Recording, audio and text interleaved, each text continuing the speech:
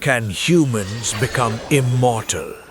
Or did we already know the secret thousands of years ago?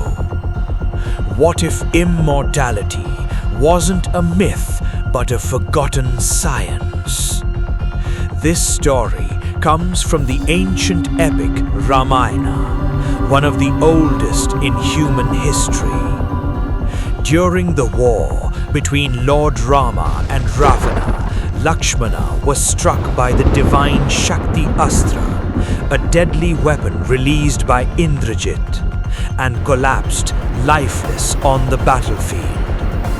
At that moment, the royal physician Sushena gave a final hope. Only a rare Himalayan herb, Sanjeevani, can bring him back. But it wasn't just one herb. According to the epic, there were 4 divine medicinal plants: Sanjeevani to restore life, Vishalyakarani to remove poison and weapons, Sandhanakarani to heal bones, Savarnakarani to restore skin. All of them were said to grow on Dronagiri Mountain, deep in the Himalayas. Today, this region is believed to be in present-day Uttarakhand, near places like the Valley of Flowers National Park, still known for rare medicinal plants.